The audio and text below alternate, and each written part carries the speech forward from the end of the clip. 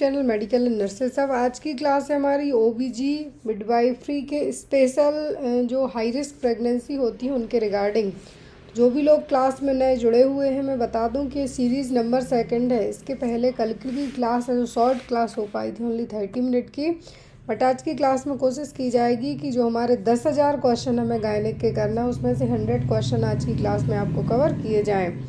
देख रहे होंगे, मैं उनको बता दूं कि बिहार वालों का आज भी पेपर होने वाला है। कल का एग्ज़ाम हो चुका है 2 शिफ्ट में, आज भी आपका एग्ज़ाम है, अगस्त में भी आपका एग्ज़ाम है। तो जो भी आपके लोग पेपर दे के आ रहे हैं तो मे बी आज इवनिंग में ही आपको कल के और आज के जो चारों शिफ्ट के क्वेश्चन हैं वो एक ही उसमें आपको कवर करके सॉल्व करवा दिए जाएंगे। आज की ही जो रात वाली क्लास होगी, एक और गुड न्यूज़ आप सभी को है, जैसा मैंने आपसे कहा था थ्योरी क्लासेस स्टार्ट हैं। थ्योरी क्लासेस स्टार्ट की गई हैं जिसमें अभी ओनली सिंगल टॉपिक बस हमने पढ़ा है। जो हेल्थ एंड वेलनेस सेंटर है, आरोग्य मंदिर उनका नाम कर दिया गया है। तो उस तरीके की स्पेशली एनएचएम के रिगार्डिंग जो नई नई चीज़ें होती हैं उनके रिगार्डिंग हम थ्योरी क्लासेस पढ़ेंगे। तो यहाँ पर आज की क्लास स्टार्ट करने के पहले एक और चीज़ मैं आपको बता दूं, जिनका भी अपकमिंग एग्ज़ाम है, क्योंकि बिहार का एज़ पर मेमोरी बेस्ड जो भी क्वेश्चन हुए अभी तक 3 शिफ्ट कंप्लीट हो चुकी हैं, उनके रिगार्डिंग क्वेश्चन बहुत ही अच्छे आ रहे हैं। उतना हार्ड पेपर नहीं आ रहा है, बट लेट्स सी जब ऑफिशियल पेपर्स देखेंगे हम। और जो भी लोग यहाँ पे जुड़े हैं, जो भी सीरीज़ बुक्स या पीडीएफ वगैरह आप लेना चाहते हैं तो डायरेक्ट भी आपको पीडीएफ्स अवेलेबल हैं। बुक्स आप फ्लिपकार्ट के थ्रू भी ले सकते हो, डायरेक्ट भी ले सकते हैं।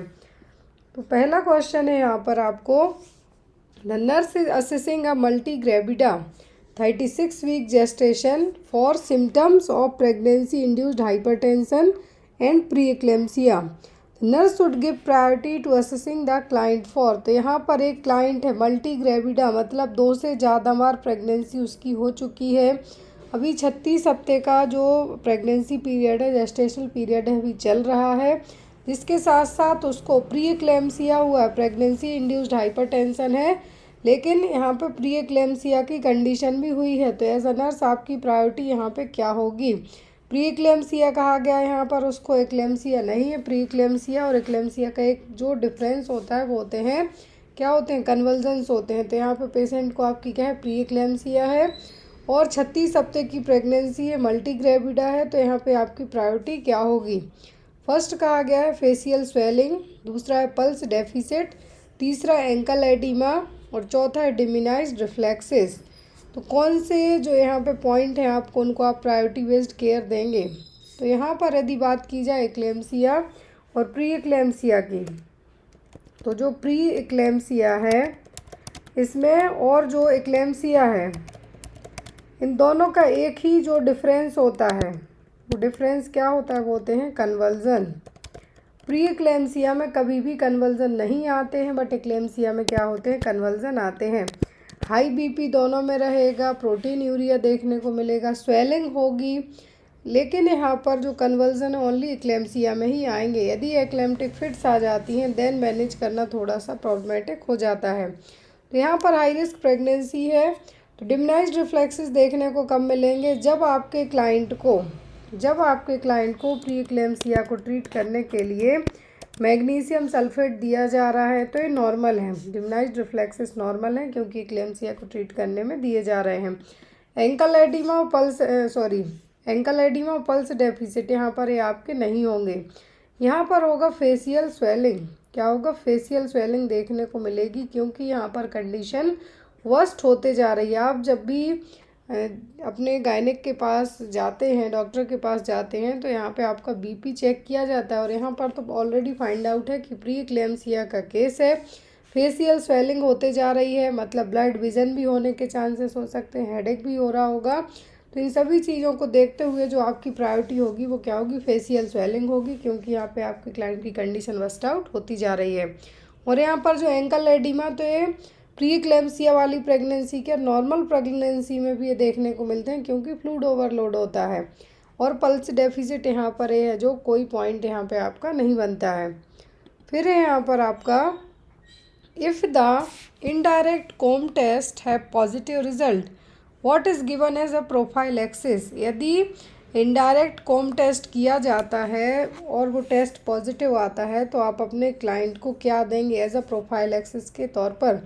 प्रोफाइलैक्सिस का मतलब होता है किसी भी चीज़ के होने के पहले उसको प्रिवेंट करना। अब आपका क्लाइंट यदि कॉम टेस्ट करवाया गया, इनडायरेक्ट कॉम टेस्ट किया गया है तो पॉजिटिव आता है, तो ये क्या होगा, इसको आप क्या देंगे, पेनिसिलिन देंगे, RHIgG देंगे, MSAFP देंगे या फिर EDB देंगे। क्या यहाँ पे आप अपने क्लाइंट को देंगे, ना तो आप यहाँ पे पेनिसिलिन देंगे, ना अल्फा फीटोप्रोटीन देंगे, ना EDB देंगे। यहाँ पे आप अपने क्लाइंट को देंगे RH इम्यूनोग्लोबुलिन G। क्या देंगे, RH हेल्प करेगा कि जो RH नेगेटिव एंटीबॉडीज़ बनती हैं उसको यहाँ पे रोकने में हेल्प करेगा। तो यहाँ पे आप अपने क्लाइंट को क्या देंगे, RHIgG है जो यहाँ पे आप अपने क्लाइंट को देंगे। क्लियर है। 2 तरीके का टेस्ट होता है और इसमें जो आइडेंटिफाई किया जाता है डायरेक्ट इनडायरेक्ट कॉम टेस्ट में RH इनकम्पेटिबिलिटी, कभी कभी कुछ ऑटो इम्यून डिसीज़ के लिए भी ये किया जाता है, लेकिन जब बात प्रेगनेंसी में की जा रही है तो इनडायरेक्ट होता है माँ के लिए और डायरेक्ट होता है बच्चे के लिए। तो 2 तरीके का टेस्ट होता है और यहाँ पर जो RBC में एग्लूटिनेशन बन रहा है या नहीं उसको चेक करने के लिए टेस्ट है जो किया जाता है। Surgical wound edge is called, किसी भी सर्जिकल वुंड के एज से, एज का मतलब होता है कॉर्नर साइड से ओपन होना, क्या कहलाता है, wound evisceration, wound rupture, wound approximation या फिर वुंड डेहिसेंस। ये आपको या तो इमेज बेस्ड भी आया है क्वेश्चन या फिर डायरेक्ट भी पूछा गया है। यदि हम बात करें किसकी, जो फर्स्ट ऑप्शन है क्या है, वुंड एबिसरेशन। तो एबिसरेशन का मतलब क्या होगा, तो एबिसरेशन का मतलब होता है इंटरनल ऑर्गन्स का बाहर आना। क्या है, रिमूवल ऑफ इंटरनल ऑर्गन। जैसे किसी भी इंटरनल ऑर्गन, लेट से कि कोई एक्सीडेंट वगैरह होते हैं तो उस दौरान आपने देखा होगा कि यदि ज़्यादा ट्रक या ज़्यादा वाहन के कारण हुए हैं तो हमारी बॉडी के ऑर्गन्स भी बोलते हैं कि पूरा है जो फैल गए। तो उस तरीके से यहाँ पर वुंड एबिसरेशन का मतलब क्या होता है, इंटरनल ऑर्गन है जो क्या होना, आउट होना किसी भी इंजरी के कारण। वुंड रप्चर का मतलब होगा फटना, लेकिन यहाँ पे कहा है कि सर्जिकल वुंड है जो कॉर्नर साइड से क्या हो जाए, ओपन हो जाए, तो वो क्या कहलाता है, वुंड डेहिसेंस। क्या कहलाएगा, ये कहलाएगा आपका वुंड डेहिसेंस। तो यहाँ पर आपको या तो इमेज बेस्ड क्वेश्चन पूछा जा सकता है। मेनली जो ऑप्शन, दोनों ऑप्शन है एबिसरेशन और डेहिसेंस। डेहिसेंस का मतलब होता है सर्जिकल वुंड में या कुछ सर्जरी करके कुछ कट लगाया गया हो तो वहाँ के जो टाँके वगैरह हैं उसके कारण वो ओपन हो जाना, वो क्या कहलाएगा आपका, वुंड डेहिसेंस। और यदि इंटरनल ऑर्गन बाहर पूरा आके फैल जाते हैं तो क्या कहलाता है, वो कहलाता है क्या, evisceration. Next one is stab wound for a drainage system is known as stab wound. Stab wound का मतलब आपको पता होगा तब आप आंसर दे पाएंगे यहाँ पर। तो स्टेप वुंड है यहाँ पर, तो step wound for drainage system क्या कहलाता है, इंसीजन, पंक्चर, कॉटरी या फिर लेसरेशन। तो यदि ड्रेनेज के लिए, ड्रेनेज करना है कुछ भी, मान लीजिए कि पेरिटोनियल कैविटी से फ्लूइड निकालना है तो वहाँ पर जो आप क्या करेंगे, इंसीजन कहलाएगा, वो पंचर कहलाएगा, कॉटरी या फिर लेसरेशन। तो ये कहलाता है किसी भी चीज़ को पेनिट्रेट करके कुछ इंजरी हो जाए, मान लो क्या, पेनिट्रेट करके, तो यहाँ पर इंसीजन कट लगाना नहीं होगा, ये कहलाएगा क्या, पंक्चर करना। क्या होगा, पंक्चर। क्या होगा कि ड्रेनेज सिस्टम के लिए यदि आपको मान लीजिए CSF ही निकालना है तो CSF जो है आपका पंक्चर किया जाएगा, यहाँ पर इंसीजन नहीं लगाया जाता है, डायरेक्ट निडल के थ्रू किया जाएगा। तो यहाँ पर ये क्या होगा, ये कहलाएगा पंक्चर।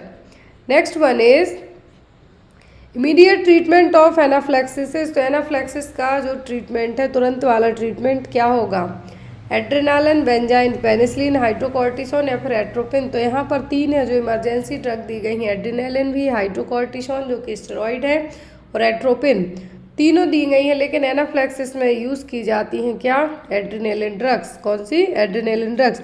अब एनाफ्लेक्सिस रिएक्शन हे फीवर के कारण हो सकता है, कुछ शॉक के कारण हो सकता है, या फिर मोस्टली होता है एनाफ्लेक्टिक रिएक्शन किसके कारण, एलर्जी के कारण, या फिर कोई भी शॉक की कंडीशन हो सकती है। तो उस केस में जो लाइफ सेविंग ड्रग होगी वो क्या होगी, adrenaline. Next one is forgotten muscle is, भूलने वाली मांसपेशी कौन सी है? सुप्रा स्पाइनेटस, इंफ्रास्पाइनेटस, सब स्पेकुलरिस या फिर टेरेस माइनर। फॉरगॉटन मसल, तो यहाँ पर जो फॉरगॉटन मसल है वो कौन सी होगी? वो यहाँ पर है कौन सी? सब कैप्सुलेरिस। क्या है यहाँ पर? वो है आपकी सब कैप्सुलेरिस मसल। तो यहाँ पर आपकी जो फॉरगॉटन मसल है वो कौन सी है? वो है आपकी सब कैप्सुलेरिस मसल, जो कि यहाँ पर क्या करती है? लार्ज मसल है शोल्डर के यहाँ की आपके, जो आपकी आर्म को अंदर साइड रोटेट करने में हेल्प करती है, इनर साइड रोटेट करने में हेल्प करती है। शोल्डर मसल है क्या है? सब कैप्सुलेरिस मसल्स। तो यहाँ पर इसको क्या कहा जाता है? Forgotten muscle. जैसे म्यूजिशियन नर्व आपने पढ़ी है, तो यहाँ पर आपका म्यूजिशियन नर्व की जगह क्या कहा गया है? Forgotten muscles. तो वो क्या होगी? सब कैप्सुलेरिस, जो कि शोल्डर के यहाँ पे पाई जाने वाली मसल है। इंटरनल रोटेशन, इंटरनल आर्म को इंटरनल इनवर्ड मूव करने में, अंदर की तरफ मूव करने में हेल्प करती है। Next one is longest muscle in the human body. तो हमारे शरीर की सबसे लंबी मसल्स कौन सी है? लॉन्गेस्ट मसल, लॉन्गेस्ट बोन पढ़ी है हमने, अब यहाँ पे है longest muscle. Biceps, triceps, sartorius या फिर क्वाड्रिसेप्स। तो सबसे लंबी मसल होती है सार्टोरियस मसल। क्या है? सार्टोरियस मसल, जो कहाँ पर रहती है? तो जो यहाँ पे थाई में पाई जाती है, और यहाँ पर इसका जो पूरा हमें कह सकते हैं कि कहाँ से होके निकलती है, तो ये आपके रहेगी कहाँ से? Runs down the front of the thigh, thigh के सामने से होती हुई हिप और नी जॉइंट के यहाँ पर। सबसे लंबी नर्व पूछे तो वो होती है सियाटिक नर्व। कौन सी? सियाटिक नर्व मसल पूछिए तो कौन सी है? Sartorius muscle. Next one, stimulation of the parasympathetic nerve on the digestive system result in. तो आपने नर्वस सिस्टम में पढ़ा है सिंपैथेटिक और पैरासिम्पैथेटिक नर्वस सिस्टम। तो यदि पैरासिम्पैथेटिक नर्व में क्या होगा? स्टिमुलेशन होगा, तो डाइजेस्टिव सिस्टम क्या होगा? डिक्रीज्ड होगी GI motility, decrease dilatation of the postal when branches, या फिर इंक्रीज सीक्रेशन गैस्ट्रोइंटेस्टाइनल, या फिर increase tone of the sphincter muscle. तो यदि पैरासिम्पैथेटिक नर्व्स की बात की जाए, स्टिमुलेट किया जाता है उनको, तो डाइजेस्टिव सिस्टम में देखने को मिलेगा क्या? Increased GI secretion. क्या होगा? Increased GI secretion.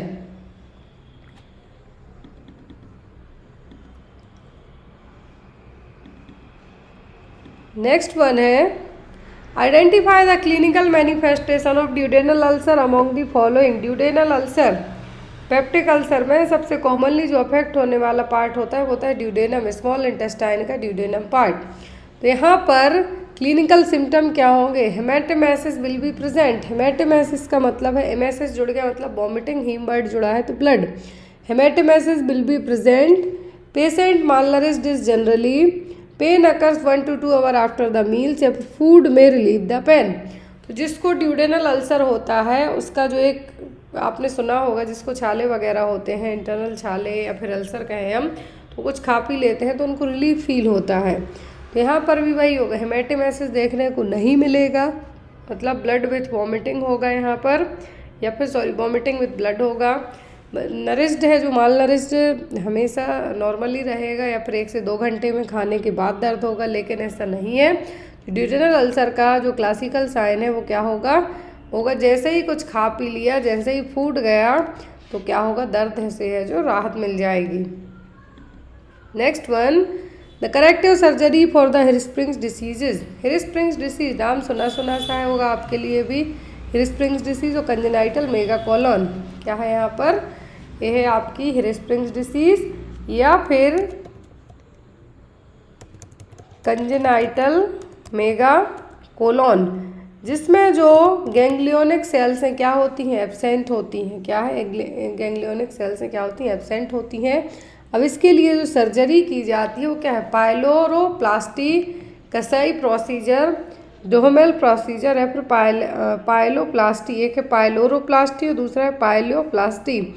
तो यहाँ पर जो प्रोसीजर किया जाएगा वो कौन सा प्रोसीजर होता है? तो ये प्रोसीजर होता है हिरस्प्रिंग डिसीज़ को ट्रीट करने के लिए, जिसमें जो लार्ज इंटेस्टाइन की, वही जो मैंने बताया गैंग्लियोनिक सेल्स में क्या होता है, प्रॉब्लम देखने को मिलती है। तो वहाँ पर जो ट्रीटमेंट के लिए सर्जरी की जाती है वो प्रोसीजर कहलाता है दोहमल प्रोसीजर। क्या है, दोहमल प्रोसीजर। और दोहमल प्रोसीजर इसका यूज़ करके यदि कंजेनाइटल मेगाकोलोन की कंडीशन डेवलप हुई है तो उसको ट्रीट करने में क्या है, हेल्प कर सकता है। इसमें होगा क्या कि जो हेल्दी बाउल टिश्यू हैं, क्योंकि एब्सेंस रहेंगे गैंग्लियोनिक सेल्स, तो यहाँ पर पता कैसे चलता है, यदि बच्चा बॉर्न हुआ है 48 से 72 घंटे हो गए, उसने अपना फर्स्ट जो पासिंग स्टूल है मेकोनियम जिसको हम कहते हैं वो पास नहीं किया, देन है जो एब्डोमिनल सोनोग्राफी की जाएगी और फाइंड आउट किया जाएगा। यहाँ पर जो सर्जरी की जाएगी क्या होगी, दोहमल प्रोसीजर। और यहाँ पर जो हेल्दी बाउल टिश्यू है उनको रेक्टम के थ्रू है जो अटैच किया जाएगा, डायरेक्ट रेक्टम से अटैच किया जाएगा, तो क्या है, Duhamel procedure. Next one is increased level of the unconjugated bilirubin is because of the problem with the following organ। यदि अनकॉन्जुगेटेड बिलिरुबिन का लेवल बढ़ रहा है मतलब किस ऑर्गन में प्रॉब्लम है, liver, small intestine, bone marrow, spleen. सबको पता है बिलिरुबिन का लेवल बढ़ाने घटाने का काम दोनों किसका है, लीवर का होगा। तो यहाँ पर बिलिरुबिन का लेवल यदि ज़्यादा बढ़ता है, क्या है, ज़्यादा बढ़ता है अनकॉन्जुगेटेड बिलिरुबिन का लेवल, क्योंकि यहाँ पर एब्जॉर्प्शन यहीं पर होगा, मेटाबलाइजेशन भी होगा। तो यहाँ पर यदि ज़्यादा बढ़ रहा मतलब प्रॉब्लम कहाँ पर होगी, लीवर में। इसमें होगी प्रॉब्लम लीवर में।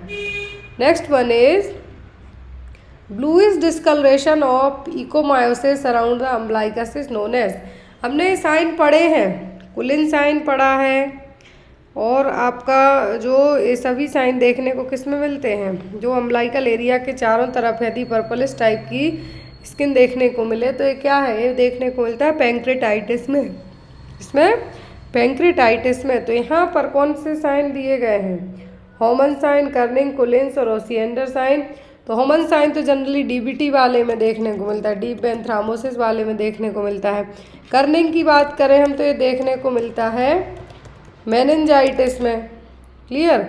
अब यहाँ पे आता है क्या, कुलिन साइन, जिसको पेरी अम्बलाइकल लीकोमायोसिस भी कहते हैं। यदि नेवल के चारों तरफ कुछ क्या हो जाए, यदि जो हमारी नाभि है, हमारी नाभि का मतलब यहाँ पर जो आपका सेंटर पार्ट में जो यहाँ पे नाभि है वहाँ पर यदि उसके चारों तरफ ब्लूइश डिस्कलरेशन देखने को मिले, येलो हो सकता है, ब्लू हो सकता है, पर्पलिश हो सकता है, तो यहाँ पर वो क्या होगा आपका, वो कहलाता है कुलिन्स साइन। क्या है, कुलिन्स साइन। ओसिएंडर साइन किस में देखने को मिलता है, प्रेगनेंसी में। तो यहाँ पर कुलिन्स साइन का जो रीजन क्या हो सकता है, पेरी अम्बलाइकस एकायोमासिस भी हम ये कुछ एक्टोपिक प्रेगनेंसी के कारण भी हो सकता है, या फिर कुछ और भी इसके लिए रीजन है जो रिस्पॉन्सिबल हो सकते हैं, या फिर पैंक्रियाज में कुछ प्रॉब्लम हो सकती है। क्लियर। एक होता है ग्रेट टर्नर साइन, दूसरा होता है Cullen sign. Next one, true about Reye's syndrome. तो रेस सिंड्रोम को लेके सही पॉइंट यहाँ पर कौन सा होगा, occurs in children when they were given aspirin when they have bird flu and chicken pox, fatty infiltration of the liver and then degeneration. The syndrome often began with vomiting, the quickly followed by irritable and aggressive behavior after all of the above. रे syndrome जो कि एक क्या है, rare नाम ही है रे syndrome, लेकिन ये क्या है, रेयर प्रॉब्लम भी है। ये होता कब है, यदि किसी पर्सन को फ्लू वगैरह हो उस दौरान क्या दिए जाए, उस दौरान एस्प्रिन दे दो। तो यहाँ पर जो यहाँ पर एस्प्रिन दे दी तो प्रॉब्लम हो सकती है। यदि किसी को वायरल है तो उस दौरान, इसीलिए डॉक्टर क्या कहते हैं, ओनली कैल्पोल सजेस्ट करते हैं, इवन मेफ्टॉल वगैरह भी नहीं देने देते। तो यहाँ पर रे सिंड्रोम का एक रीज़न क्या हो सकता है, यदि बच्चे को चिकन पॉक्स या कुछ बर्ड फ्लू है उस दौरान एस्प्रिन दी तो भी ये हो सकता है। यदि फैटी इन्फिल्ट्रेशन हो रहा है लीवर में, या फिर इस जो सिंड्रोम है, क्या है, इस सिंड्रोम में बच्चे को क्या दे दिया जाए, इस सिंड्रोम में यदि बच्चे को एस्प्रिन तो है दे दिया आपने, लेकिन एस्प्रिन कभी कभी रिएक्ट करके कंडीशन डेवलप करेगी, तो यहाँ पर बच्चे को वॉमिटिंग भी होगी और बच्चा इरिटेबल होने के साथ साथ बहुत ज़्यादा चिड़चिड़ापन वाला बिहेवियर भी करेगा। तो क्या होंगे, रे सिंड्रोम। रे सिंड्रोम को कहा जाता है रे जॉनसन सिंड्रोम। क्या है, रे जॉनसन सिंड्रोम। मेनली आपको इसमें यही याद रखना है कि बच्चे को बहुत दिन रहने के फीवर रहता है तो आप उसमें क्या दे देते हैं, एस्प्रिन दे देते हैं। रीज़न हो सकता है वायरल। और यहाँ पर यदि फैटी एसिड की प्रॉब्लम है या यूरिया साइकिल डिसऑर्डर है तो उनको होने के चांसेस ज़्यादा होंगे। तो यहाँ पर आपका आंसर क्या होगा? All of the above. Next one, drug of choice for the mass treatment of trachoma is. Mass treatment का मतलब होता है लार्ज लेवल पर यदि ट्रोकोमा का ट्रीटमेंट करना है, इसके लिए WHO के द्वारा सेफ स्ट्रेटेजी भी लाई गई है। एग्जाम में फुल फॉर्म आता है सेफ का। तो यहाँ पर ड्रग ऑफ चॉइस के लिए जो ट्रोकोमा के ट्रीटमेंट में यूज़ होने वाली ड्रग है तो क्या होगी? सल्फोनामाइड, क्लोरामफेनिकोल, एजिथ्रोमाइसिन या फिर पेनिसिलिन। तो एक बड़े लार्ज यदि ट्रोकोमा को ट्रीट किया जाना है तो जो ड्रग ऑफ चॉइस होती है वो होती है एजिथ्रोमाइसिन। क्या होती है? एजिथ्रोमाइसिन। नेक्स्ट वन इज, ये ड्रग ऑफ चॉइस क्या दी जाएगी? एजिथ्रोमाइसिन। ट्रोकोमा जो कि आंखों में होने वाली प्रॉब्लम है और इसके लिए WHO के द्वारा क्या लाया गया था? सेफ स्ट्रेटेजी है जो लाई गई थी। तो एग्जाम में याद रखना है, आंखों के रिगार्डिंग क्वेश्चन आपको आता है तो विटामिन ए की कमी से होने वाली प्रॉब्लम, भारत में अंधे होने का मेन रीजन और ट्रोकोमा। ट्रोकोमा को क्या कहा जाता है? ब्लाइंडिंग ट्रोकोमा या फिर एगिप्टियन ऑप्थेल्मिया, या फिर एक बैक्टीरियल इन्फेक्शन है जो कि जनरली क्लेमाइडिया ट्रोकोमेटिस नाम के बैक्टीरिया से होता है। इसके लिए सरकार ने और WHO ने मिलकर एक जो ट्रीटमेंट प्लान लाया गया था तो वो क्या है यहाँ पर? वो कहलाता है safe strategy. Next one, untreated cellulitis में lead to the following condition. यदि सेल्यूलाइटिस की कंडीशन हो गई है, लंबे टाइम तक हो गया उसको, बट आप उसके लिए ट्रीटमेंट नहीं ले रहे हैं तो यहाँ पर और आगे क्या हो सकता है? सेप्टिसीमिया, वुंड इंजरी, एबिसरेशन या फिर loss of body surface area. Untreated cellulitis, तो यहाँ पर सेल्यूलाइटिस का मतलब क्या होगा? सेल्यूलाइटिस का मतलब होता है कि कुछ भी बैक्टीरियल इन्फेक्शन हो गया, सबक्यूटेनियस टिश्यू में होने वाला इन्फेक्शन हो गया या फिर किसी भी तरीके से होने वाला इस जो इन्फेक्शन हो गया, तो यहाँ पर इसको क्या कहा जाता है? एरिसिपेलस। एरिसिपेलस और जो सेल्यूलाइटिस है यदि इसको लंबे टाइम तक यदि आपने छोड़ दिया तो यहाँ पर क्या हो सकता है? दूसरे इन्फेक्शन हो सकते हैं और उस दूसरे इन्फेक्शन के कारण सेप्टिसीमिया मतलब ब्लड में होने वाला इन्फेक्शन भी यहाँ पर हो सकता है। तो इसीलिए यहाँ पर सेल्यूलाइटिस को यदि अनट्रीटेड छोड़ दिया जाए तो क्या होने के चांसेस रहेंगे? तो यहाँ पर यदि अनट्रीटेड छोड़ दिया जाता है तो हो सकता है सेप्टिसीमिया हो जाए या फिर सेप्टिक शॉक की कंडीशन हो जाए। Next one, laryngospasm seen in. Laryngospasm देखने किस में मिलेगा?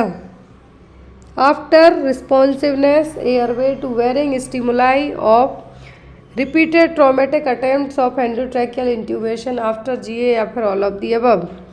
लेरिंगोस्पाज्म देखने को मिलेगा इन सभी केसेस में यदि हाइपर रिस्पॉन्सिवनेस है एयरवे या फिर बार बार ईची ट्यूब डालने की कोशिश करते हैं तो उसके कारण भी हो सकता है और GA प्रोसीजर के कारण भी हो सकता है। तो मतलब यहाँ पर आंसर क्या होगा आपका?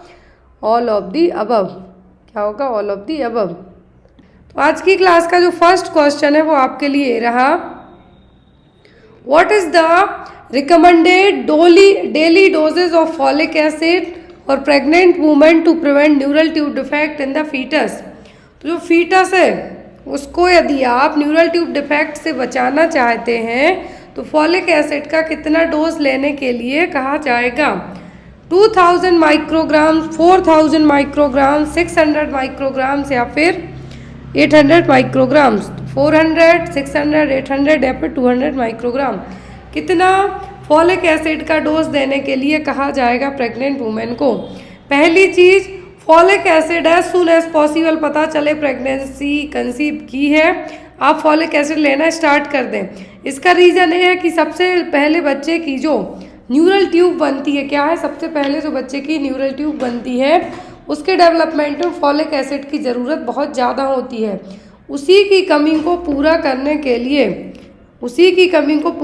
के लिए आपकी बॉडी में ऑलरेडी फॉलिक एसिड है, लेकिन उतना नहीं जितना जब जो न्यूरल ट्यूब बनती है बच्चे की उसको ज़रूरत है, इसीलिए बाहर से दिया जाता है। और प्रेगनेंसी में न्यूरल ट्यूब डिफेक्ट को प्रिवेंट करने के लिए 400 माइक्रोग्राम्स और 400 mcg डेली फॉलिक एसिड लेने की सलाह दी जाती है और रिकमेंड किया जाता है, ताकि जो बच्चा यूट्रस में है उसको फॉलिक एसिड से न्यूरल ट्यूब डिफेक्ट से बचाया जा सके। लेकिन यदि आपको एक और दिमाग में क्वेश्चन आता है कि यदि आपने थर्ड ट्राइमेस्टर से फॉलिक एसिड लिया तो क्या ये हेल्पफुल रहेगा? ये आपको हेल्पफुल रहेगा एनीमिया के लिए। किसके लिए?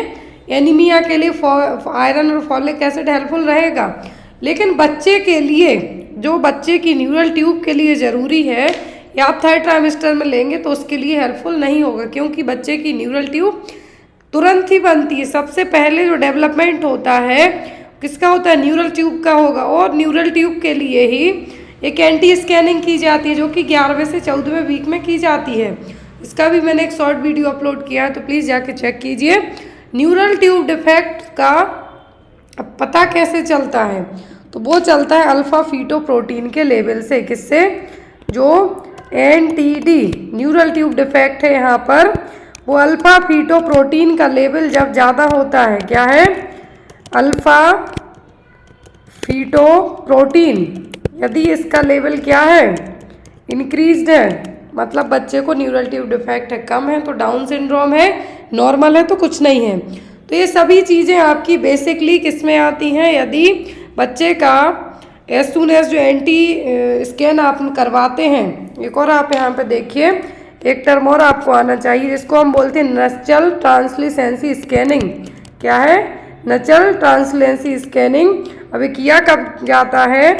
8 to 14 वीक्स के ड्यूरेशन में, जब आपके 13 वीक, या फिर आप यहाँ पे ये भी कह सकते हैं 13 वीक्स एंड 6 डेज, ये भी आप यहाँ पे इस तरीके से भी काउंट कर सकते हैं। यदि ये चीज़ यहाँ पर है, दैट मीन्स आपको इस टाइम पे एंटी स्कैनिंग कराना है। और इस एंटी स्कैनिंग से आप डाउन सिंड्रोम का पता करने के साथ साथ बच्चे को कुछ क्रोमोसोमल एब्नॉर्मलिटीज डेवलप तो नहीं हो रही, वो सब भी यहाँ पे आपका आ जाएगा। क्लियर? नेक्स्ट क्वेश्चन है आपका, which of the following vaccine is recommended for pregnant women to protect both the mother and the newborn from influenza? तो कौन सी वैक्सीन है बच्चे को प्रिवेंट करेगी इन्फ्लुएंजा से? माँ और नवजात शिशु दोनों को इन्फ्लुएंजा से बचाने के लिए गर्भवती महिलाओं में निम्नलिखित में से कौन सा टीका लगाने की सिफारिश की जाती है? MMR measles mumps rubella, varicella, tetanus diphtheria and pertussis, inactivated influenza vaccine. पहली चीज़, जब बच्चा यूट्रस में हो तो उस टाइम पर माँ के लिए रूबेला वैक्सीन तो कॉन्ट्राइंडिकेट ही रहती है, तो MMR नहीं लगेगी। ना ही चिकन पॉक्स वैक्सीन लगेगी जो वेरिसेला के लिए है। DPT लगती है, लेकिन इन्फ्लुएंजा से बचाने का काम है, नहीं करेगी। इन्फ्लुएंजा से जो बचाएगी वो क्या होगी? इनएक्टिवेटेड इन्फ्लुएंजा वैक्सीन, जिसको आप कहेंगे फ्लू शॉट। क्या कहेंगे? Flu shot. फ्लू शॉट से जो, और एक चीज़ और आप ध्यान से सुने कि जो एक सिंगल, जो पहले तो इन्फ्लुएंजा की जो वैक्सीन है वो नेज़ल स्प्रे के थ्रू दी जाती थी। किस रूट से दिया जाता था? नेज़ल स्प्रे से, एज एन इन्हेलर जैसे दी जाती थी। बट कोविड की भी वैक्सीन आ गई है, लेकिन अभी वो उतनी ज़्यादा यूज़ में नहीं आई है। Next is, which of the following condition is a severe form of high blood pressure that can occur during pregnancy and can be life threatening for both the mother and the baby? निम्नलिखित में से कौन सी स्थिति उच्च रक्तचाप का एक गंभीर रूप है जो गर्भावस्था के दौरान हो सकती है, माँ और बच्चे दोनों के जीवन के लिए खतरा हो सकती है, लाइफ थ्रेटनिंग सिचुएशन कॉज कर सकती है? हाई BP की प्रॉब्लम है जो कि माँ को प्रेगनेंसी में हुई है, लेकिन यहाँ पर ये माँ बच्चे दोनों के लिए रिस्की है। Gestational diabetes, pre eclampsia, ectopic pregnancy या फिर प्लेसेंटा प्रीविया है जिसमें माँ और बच्चे दोनों के लिए रिस्की है। वो पहली चीज़ जेस्टेशनल डायबिटीज़। तो जेस्टेशनल डायबिटीज़ जो फर्स्ट ऑप्शन है, इसका मतलब होगा प्रेगनेंसी में हाई ब्लड शुगर होना, लेकिन आफ्टर दैट क्या हो जाता है? सबसाइड हो जाता है। In pregnancy high blood sugar. Pre eclampsia क्या है? प्री एक्लेम्सिया में BP हाई होगा, प्लस प्रोटीन यूरिया होगा, प्लस ब्लड विजन होगा, प्लस इक्लेम्प्टिक फिट्स आएंगी जिसको आप कहेंगे कन्वल्जन्स। क्या कहेंगे? कन्वल्जन्स। इसके साइन हो गए। एक्टोपिक प्रेगनेंसी में अदर देन क्या है? अदर देन जो फीटस है, इम्प्लांटेशन जनरली कहाँ पे होता है? यूट्रस में। अदर देन यूट्रस में मोस्टली होते हैं कहाँ पर? फैलोपियन ट्यूब्स में, जिसको आप एक्टोपिक प्रेगनेंसी भी कह सकते हैं। फिर आता है प्लेसेंटा प्रीविया। तो प्लेसेंटा प्रीविया में प्लेसेंटा कहाँ पर रहेगा? लोअर सेगमेंट में। कहाँ पर? लोअर सेगमेंट में। सर्विक्स का जो लोअर सेगमेंट है वहाँ पर। तो यहाँ पर इसके क्या है? टर्म्स है। यदि जेस्टेशनल डायबिटीज़ है तो वो क्या है? प्रेगनेंसी में हाई ब्लड शुगर का लेवल है। यहाँ पर जब किसी लेडीज़ को हाई ब्लड शुगर लेवल हो रहा हो और बीपी हाई हो रहा हो, तब ये केस इतना ज़्यादा डिफ़िकल्ट हो जाता है कि बीपी को आप कंट्रोल करेंगे कि ब्लड शुगर लेवल को, दोनों इवन कभी कभी शूट आउट होके क्या हो जाता है? इवन डेथ भी हो जाती है। जो शुगर के पेशेंट होते हैं उनकी डेथ ब्लड शुगर लेवल बढ़ने के साथ साथ हाई बीपी से भी होती है। फिर आता है एक्टोपिक प्रेगनेंसी। तो एक्टोपिक प्रेगनेंसी में जो नॉर्मली इम्प्लांटेशन यूट्रस में होता है आफ्टर फर्टिलाइजेशन फैलोपियन ट्यूब के एम्पुला पार्ट में हो गया। फिर यहाँ पर एक्टोपिक प्रेगनेंसी में लेकिन क्या होगा? अदर देन यूट्रस, मतलब कब मोस्टली होती है 70% फैलोपियन ट्यूब में। कभी कभी सर्विक्स के यहाँ पे भी इम्प्लांटेशन हो जाता है, कभी कभी एम्पुला के यहाँ पे भी हो जाएगा। तो ये सब क्या है? Ectopic pregnancy. प्लेसेंटा प्रीविया में जनरली यूट्रस का जो अपर पार्ट है वहाँ पर क्या रहेगा? प्लेसेंटा अटैच होता है। लेकिन जब ये सर्विक्स का यूट्रस का जो लोअर पार्ट है जिसको आप सर्विक्स कहते हैं, तो जिसको लोअर सेगमेंट भी कह सकते हैं, यहाँ पे प्लेसेंटा आके क्या करेगा? पूरा सर्वाइकल उसको कवर कर जाएगा, तो वो प्लेसेंटा प्रीविया। अब यहाँ पे क्वेश्चन में कहा है कि हाई बीपी है प्रेगनेंसी में, जो कि माँ बच्चे दोनों के लिए रिस्की है, तो वो हाई बीपी यहाँ पर होगा प्री इक्लेम्सिया। क्या होगा? Pre eclampsia. और यहाँ पर प्री इक्लेम्सिया में प्री इक्लेम्सिया में कन्वल्जन्स नहीं आते हैं, ये आपके आते हैं इक्लेम्सिया में। कब? इक्लेम्सिया में। तो यहाँ पर इक्लेम्सिया में आपको कन्वल्जन्स आना स्टार्ट हो जाते हैं, लेकिन यहाँ पर प्री इक्लेम्सिया में कन्वल्जन्स नहीं आते। सभी चीज़ें सेम रहेंगी, ओनली कन्वल्जन्स को छोड़कर, जिसको आप इक्लेम्प्टिक फिट्स भी कह सकते हैं। और ये सबसे ज़्यादा हाई रिस्क प्रेगनेंसी में कंसीडर की जाती है, इवन जेस्टेशनल डायबिटीज़ से भी ज़्यादा। Next is What is the recommended position for sleeping during pregnancy to reduce the risk of stillbirth? मृत शिशु के जन्म के जोखिम को करने के लिए गर्भावस्था के दौरान सोने की अनुशंसित स्थिति क्या है? तो माँ के वो सोने के लिए सलाह दी जाती है। कौन सी सलाह दी जाती है? प्रेगनेंसी में यदि स्टिल बर्थ को क्या करना है? प्रिवेंट करना है, तो यहाँ पर कौन सी पोजीशन में सोने की सलाह दी जाती है? तो यहाँ पर कहा जाता है कि ऑप्शन में left side, right side, on the back या फिर ऑन द स्टमक। तो स्टमक के बल तो आप नहीं सो सकते क्योंकि बच्चे पे प्रेशर पड़ेगा, ना ही सीधा स्ट्रेट सो सकते हैं, ऐसे में बच्चे को प्रॉपर ऑक्सीजन सप्लाई नहीं हो सकती है, ना ही राइट साइड सो सकते। आपको जो एडवाइस किया जाता है वो होती है यहाँ पर क्या? Left sided. लेफ्ट साइडेड इसलिए कहा जाता है कि जो बच्चे का एक तरीके से हमें कह सकते हैं बेबी के लिए प्रॉपर तरीके से लेफ्ट साइड में सोएंगे, स्पेस रहेगा। दूसरी चीज़ हाइपोटेंशन से भी प्रिवेंट कर सकते हैं माँ के लिए आप। तीसरी चीज़ यहाँ पर जब भी कोई प्रेगनेंसी में आप जनरली फोर्थ मंथ की प्रेगनेंसी तक पहुँचते हैं, जब डॉक्टर एडवाइस करते हैं कि आप कैसे सोएं, लेफ्ट साइड सोएं। ज़्यादा लेग पेन होता है तो दो पैरों के बीच में एक पिलो लगा के सोएं। वो इसलिए कहा जाता है आपको कि सर्कुलेशन इम्प्रूव होगा।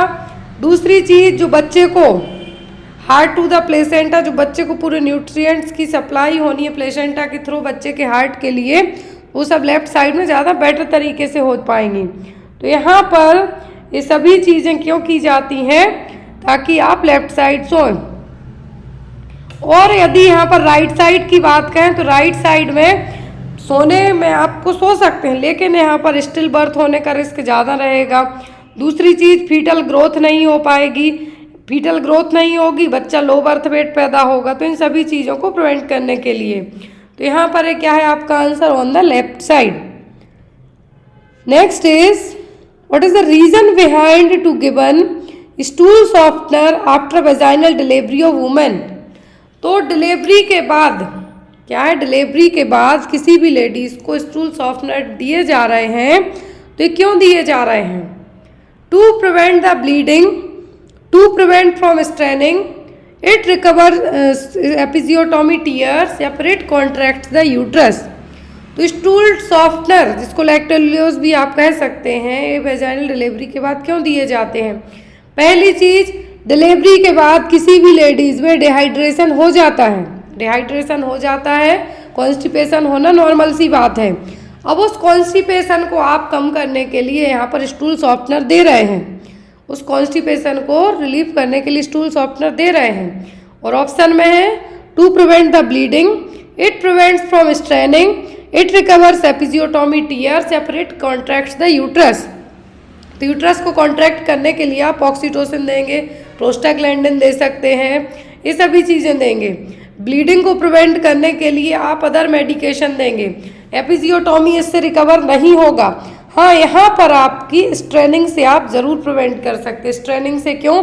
कॉन्स्टिपेशन यदि आपको होगा, एपिजियोटोमी में आपका क्या होगा, पेरिनियल टीयरिंग, जो यहाँ पर वेजाइना है, क्या है, वेजाइना, और जो एनल स्पिंचर है यहाँ पर क्या है, कट लगाया जाता है।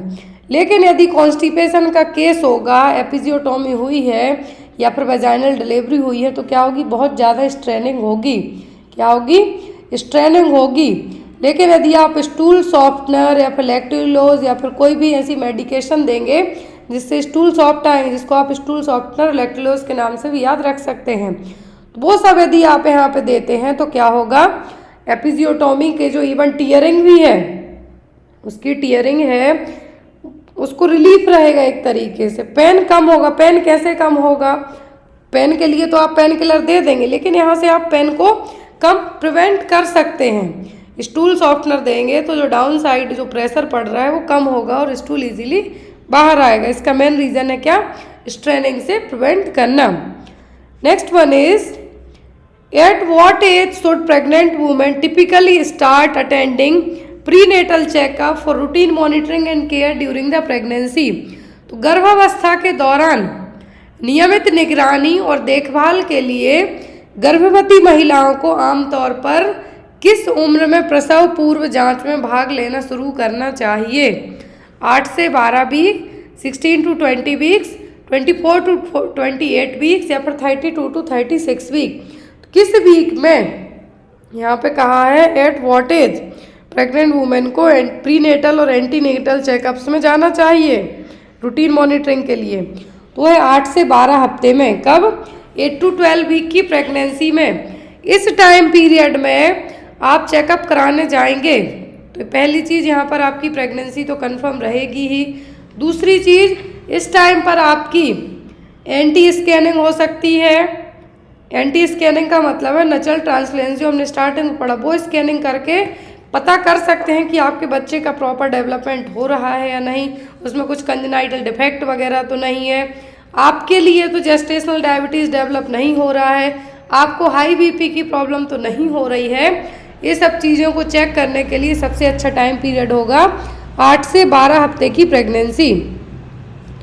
Next one is which of the following is a vital sign that should be closely monitored during labour and delivery to assess maternal health. निम्नलिखित में से कौन सा एक महत्वपूर्ण संकेत है जिसकी मातृ स्वास्थ्य का आकलन करने के लिए प्रसव और प्रसव के दौरान बारीकी से निगरानी की जानी चाहिए? क्या है तो वो जिसमें आप ये सभी चीज़ें क्लोजली मॉनिटर करेंगे? वो होगा यहाँ पर ऑप्शन में glucose level, blood pressure, haemoglobin level या फिर रेस्पिरेटरी रेट। पहली चीज़, डिलीवरी के टाइम पर और लेबर के टाइम पर जो चीज़ चेक की जाएगी, ब्लड ग्लूकोज लेवल आप पहले चेक कर सकते हैं बिफोर डिलीवरी और before labour. Haemoglobin level check कर सकते हैं कि यदि इनकेस ब्लीडिंग ज़्यादा होती है तो हीमोग्लोबिन लेवल कम ना हो, तो आप पहले से ही ये सब चीज़ें चेक करके रखेंगे। रेस्पिरेटरी रेट आप वहीं चेक कर सकते हैं, लेकिन सबसे ज़्यादा आपको क्लोजली मॉनिटर करना है वो है बीपी, ब्लड प्रेशर। कि ये प्रेगनेंसी में ड्यूरिंग द लेबर और डिलीवरी के टाइम पर फ्लक्चुएट ना हो। क्या हो? फ्लक्चुएट ना हो, मतलब कि ड्रॉप ना हो, बहुत कम ना हो और हाई ना जाए। हाई जाता है माँ को फिट्स आने के चांसेस रहेंगे, लो जाता है तो माँ प्रॉपर तरीके से ना तो पुश कर पाएगी, और लो जाएगा तो बच्चे की डेथ होने के चांसेस भी ज़्यादा रहेंगे। तो यहाँ पर सबसे पहले आप क्या चेक करेंगे? BP, blood pressure. Next one is which of the following complication can occur when the placenta partially or completely covers the cervix, obstructing the baby's exit from the uterus?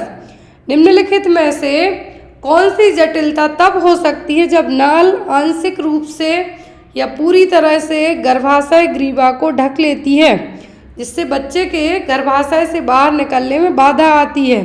तो ऐसा कौन सा केस है जिसमें cervix को पूरे तरीके से प्लेसेंटा कवर कर जाएगा? जब सर्विक्स का मुंह कवर हो जाएगा, सर्वाइकल ओस कवर हो जाएगी, तो बच्चे को बाहर आने में प्रॉब्लम होगी। ऑप्शन में pre eclampsia, gestational diabetes, placenta previa, फिर एक्टोपिक प्रेगनेंसी। प्री एक्लेम्सिया मैंने आपको बता दिया कि इसमें बीपी हाई होगा, बीपी हाई होगा, ब्लड विजन होगा, फिर एक्लेम्टिक फिट्स आएंगे जब प्री एक्लेम्सिया के बाद की स्टेज में जाएंगे। जेस्टेशनल डायबिटीज़ में प्रेगनेंसी में माँ का ब्लड शुगर लेवल बढ़ जाएगा। एक्टोपिक प्रेगनेंसी में अदर देन यूट्रस में इम्प्लांटेशन हो जाएगा। अब बचता है प्लेसेंटा प्रीविया। प्री मतलब पहले, मतलब जनरली प्रीविया का मतलब होता है पहले। Placenta, placenta previa, placenta previa के केस में ही ऐसा होगा कि जो प्लेसेंटा जनरली अपर सेगमेंट में, यूट्रस का जो नॉर्मली प्लेसेंटा अटैच होता है अपर सेगमेंट में होता है, वो हम आगे आपको विथ इमेज के भी दिखाएंगे कि अपर सेगमेंट में प्लेसेंटा अटैच होता है। लेकिन जो प्लेसेंटा प्रीविया है इसमें क्या होगा? डाउन साइड अटैच हो जाता, नीचे की तरफ। अब ये पार्सली हो सकता है, कंप्लीट हो सकता है या मार्जिनल हो सकता है।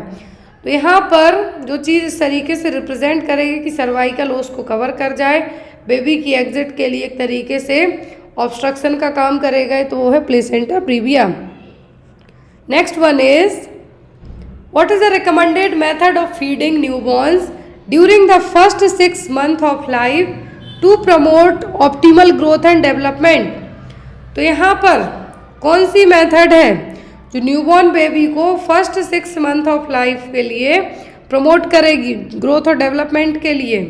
इष्टतम वृद्धि और विकास को बढ़ावा देने के लिए जीवन के पहले 6 महीनों के दौरान नवजात शिशुओं को खिलाने की अनुशंसित विधि क्या है? Formula feeding, complementary feeding, exclusive breast feeding या फिर बॉटल फीडिंग? बहुत ही ईजी क्वेश्चन है। वो है कि पहले 6 महीने तक की बात की जा रही है, जिसमें बच्चे की ग्रोथ डेवलपमेंट भी अच्छी होगी, तो वो होगा ओनली एक्सक्लूसिव ब्रेस्ट फीडिंग। इस मतलब एक्सक्लूसिव ब्रेस्ट फीडिंग का मतलब होता है ओनली ब्रेस्ट मिल्क। क्या है? ओनली ब्रेस्ट मिल्क, इसके अलावा कुछ भी नहीं।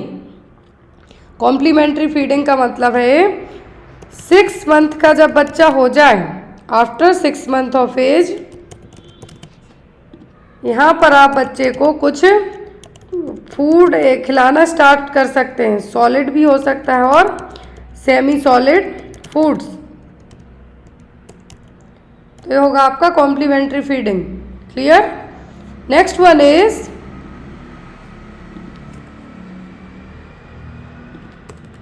which of the following is a chronic condition characterized by high blood sugar level in pregnant women who have not previously been diagnosed with diabetes?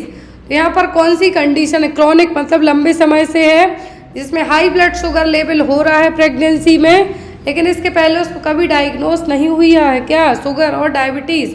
तो क्या कहलाएगा? निम्नलिखित में से कौन सी एक पुरानी स्थिति है जो गर्भवती महिलाओं में उच्च रक्त शर्करा के स्तर की विशेषता है, इन्हें पहले मधुमेह का निदान नहीं हुआ, मतलब पहले डायबिटीज़ डायग्नोस नहीं हुई है? Pre eclampsia, gestational diabetes, eclampsia या फिर प्रीटर्म लेबर? कौन सा केस है यहाँ पर जिसमें high blood sugar level pregnancy में क्या है? डायग्नोस हुआ है, लेकिन पहले डायग्नोस नहीं हुआ डायबिटीज़, तो वो जेस्टेशनल डायबिटीज़। जैसा मैंने आपको बताया कि प्रेगनेंसी में हाई ब्लड शुगर लेवल का होना, और हाई ब्लड शुगर लेवल में जो बच्चे पैदा होते हैं, जेस्टेशनल डायबिटीज़ वाले बच्चे होते हैं, वो क्या होते हैं? लार्ज साइज होते हैं, 4 kg से भी उनका ज़्यादा वेट रहता है। Next is What is the term used to describe the spontaneous loss of pregnancy before the 20th week of gestation?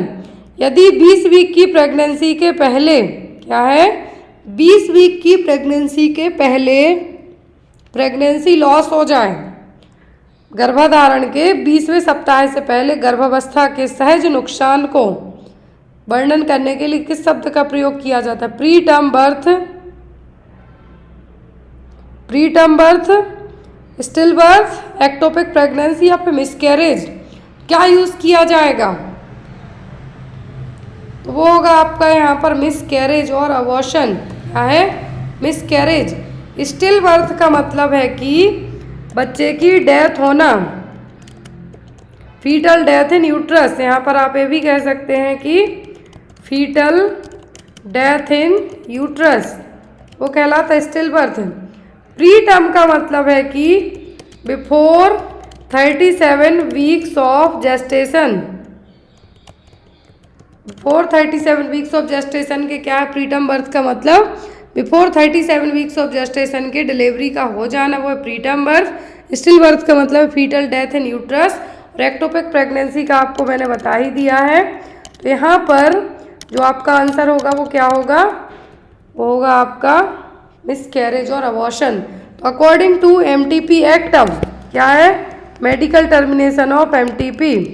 तो एमटीपी एक्ट पूछें तो 1971, अकॉर्डिंग टू दैट 20 वीक तक की प्रेगनेंसीज को ही यहाँ पर परमिशन दी जाती है। किसकी? अबॉर्शन की। अब अबॉर्शन की परमिशन 20 वीक तक तब दी जाती है जब यहाँ पर या तो रेप के थ्रू प्रेगनेंसी हुई हो, और यहाँ पर यदि प्रेगनेंसी एक्सीडेंटल हुई हो, या फिर बच्चे को कुछ कंजेनाइटल डिफेक्ट हो तब। अमेंडमेंट एक्ट आया है, क्या है? एमटीपी अमेंडमेंट जो एक्ट है, अमेंडमेंट एक्ट के अकॉर्डिंग यहाँ पर 24 वीक्स, यदि अमेंडमेंट एक्ट में पूछे तो 24, और ओनली एमटीपी एक्ट पूछे तो 20 week. Next one is how many stage. Question है how many stage are there in the typical progression of labour. तो लेबर की प्रोग्रेस में कितनी स्टेज होती हैं? प्रसव की सामान्य प्रगति में कितने चरण होते हैं? 2 स्टेज, 3 स्टेज, 4 स्टेज या फिर 5 स्टेज। तो टिपिकली प्रोग्रेशन ऑफ लेबर में कितनी स्टेज होती हैं? Total 4 stage. कितनी? Total 4 stage. पहली डायलेटेशन, दूसरी बेबी एक्सपल्सन, तीसरी प्लेसेंटल एक्सपल्सन, और चौथी कौन सी? ऑब्जर्वेशनरी स्टेज। तो यहाँ पर कितनी होती हैं? 4 स्टेज होती हैं टोटल। तो आपका आंसर होगा 4 stage. Next one is during which stage of labour does the cervix dilate and efface allowing the baby to move into the birth canal. जो होती हैं अकॉर्डिंग टू दैट, तो यहाँ पे पूछा कि कौन सी स्टेज में सर्विक्स डायलेट होगी, फैलाव होगा, इफासमेंट होगा, और यहाँ पर बर्थ कैनाल का क्या है? मुंह ओपन होगा जिससे बेबी बाहर आ सके। First, second, third, fourth. तो ये स्टेज कहलाती है सर्वाइकल डायलेटेशन स्टेज। वो कौन सी कहलाती है? First stage of labour. कौन सी? फर्स्ट स्टेज ऑफ लेबर, जिसको आप कह सकते हैं सर्वाइकल स्टेज। दूसरी कहलाती है फीटल एक्सपल्सन। क्या है? Fetal expulsion stage. तीसरी कहलाती है आपकी प्लेसेंटल एक्सपल्सन और प्लेसेंटा का बाहर आना। जो चौथी है इसको कहते हैं ओनली ऑब्जर्वेशन स्टेज। क्या है? Observation stage. तो यहाँ पर क्या हो गई? 4 स्टेज हो गई। तो सर्विक्स डायलेट के लिए पूछे आपसे तो आपको क्या कहना है? सर्वाइकल डायलेटेशन की स्टेज कौन सी है? वो है आपकी फर्स्ट स्टेज, सेकेंड बेबी के बाहर आने वाली स्टेज, तीसरी प्लेसेंटा। और यहाँ पर फर्स्ट स्टेज में 0 से 10 सेंटीमीटर तक सर्विक्स डायलेट होती है। कितना? 0 to 10 सेंटीमीटर तक जो कार्डिनल मूवमेंट है लेबर के, वो भी फर्स्ट स्टेज में होंगे। सेकंड स्टेज में बेबी बाहर आता है और इसी स्टेज में क्राउनिंग देखने को मिलती है। क्या? क्राउनिंग। तीसरी स्टेज में प्लेसेंटा बाहर आता है। यदि प्लेसेंटा 30 मिनट तक बेबी के बाहर आने के बाद 30 मिनट तक बाहर नहीं आया तब मैनुअली फंडल मसाज की जाती है, और यदि ऐसे में भी नहीं आया तब यहाँ पर इस चीज़ को कंसीडर किया जाता है क्या? Retained placenta. या फिर प्लेसेंटा कुछ बाहर आ गया कुछ अंदर रह गया तब भी उसको क्या कहेंगे? Retained placenta. Next is what is the main characteristics of second stage of labour? तो यहाँ पर सेकेंड स्टेज ऑफ लेबर के कैरेक्टर क्या है, मुख्य विशेषताएं? प्रसव के दूसरे चरण की मुख्य विशेषता क्या है? Full cervical dilatation 10 centimetres, onset of regular contractions, delivery of baby after delivery of the placenta. बहुत ही ईजी क्वेश्चन है, तो होगा आपका डिलीवरी ऑफ द बेबी। क्या है delivery of the baby? Second stage पूछा। इसका थर्ड पूछते तो कहते delivery of placenta. Full dilatation first, onset of regular contraction, ये भी आपके फर्स्ट स्टेज में ही आएंगे और ये ट्रू लेबर पेन के साइन है। Next is which stage of labour involve the delivery of placenta in membrane? तो कौन सी स्टेज में लेबर की, कौन सी स्टेज में क्या होगा? यहाँ पर प्लेसेंटा और मेम्ब्रेन दोनों की डिलीवरी होगी। फर्स्ट, सेकंड, थर्ड, फोर्थ, तो ये होगा तीसरी स्टेज में। कब? तीसरी स्टेज में प्लेसेंटल एक्सपल्सन के, क्या है? प्लेसेंटल एक्सपल्सन के यहाँ पर साइन पूछे जाते हैं। क्या है? साइन पूछे जाते हैं कि क्या देखने को मिलेगा।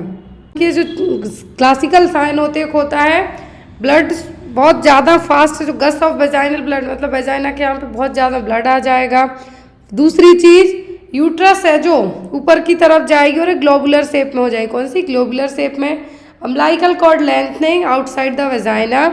तीसरा है यहाँ पर कि जब आप लोअर सेगमेंट को क्या करेंगे, प्रेस करेंगे यूट्रस के, तब भी कॉर्ड रिट्रैक्ट नहीं होगी। तो ये सब किसके क्लासिकल साइन है? प्लेसेंटल सेपरेशन और एक्सपल्सन के।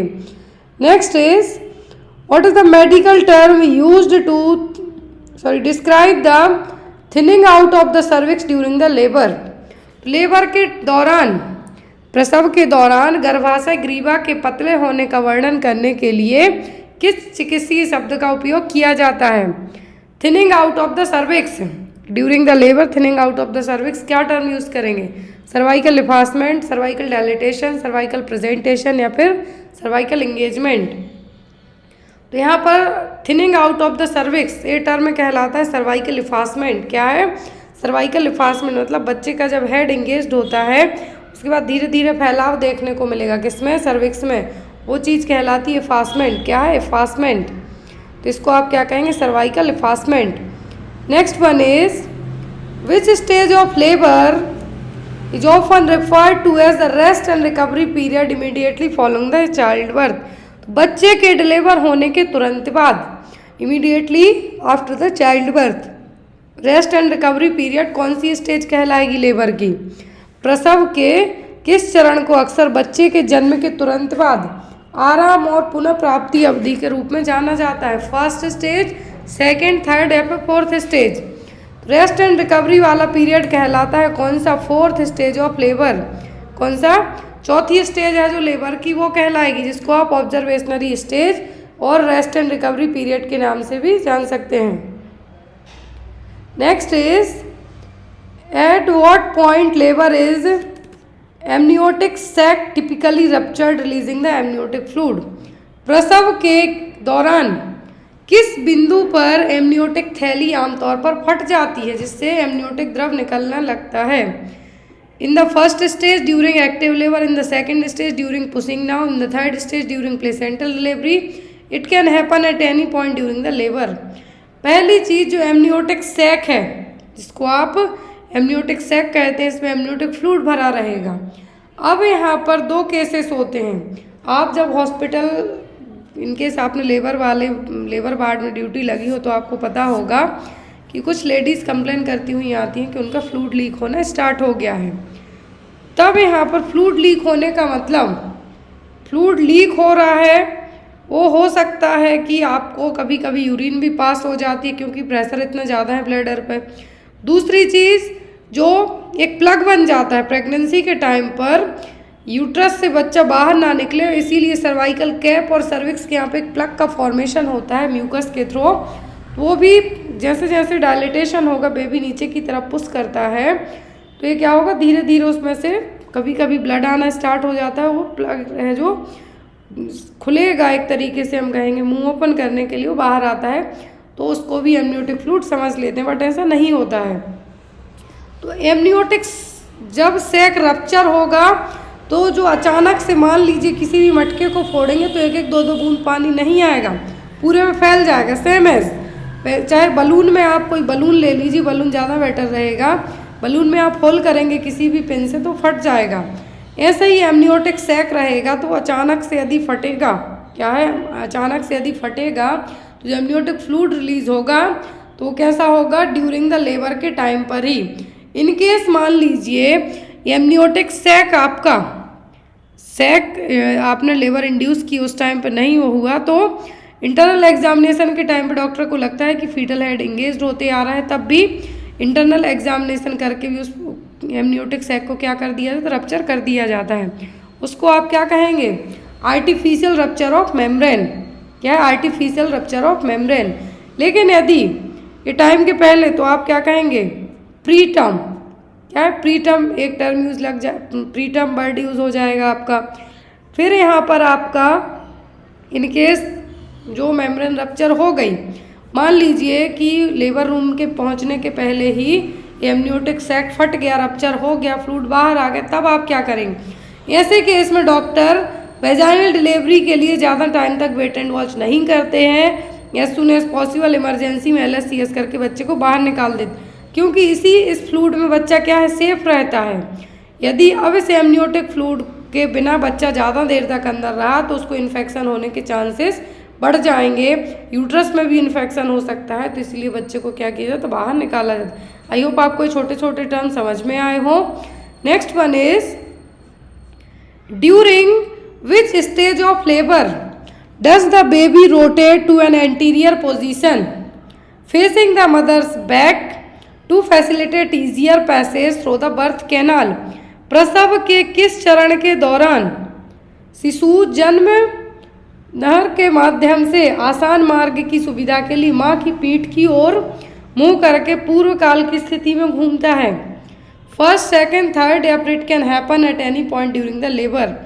तो यहाँ पे कहा है कि बेबी रोटेशन होने का काम एंटीरियर पोजीशन में, रोटेट होने का काम है जो एंटीरियर पोजीशन माँ के बैक से और बर्थ कैनाल में इजीली बाहर आ जाए, तो ये किसी भी स्टेज में कर सकता है।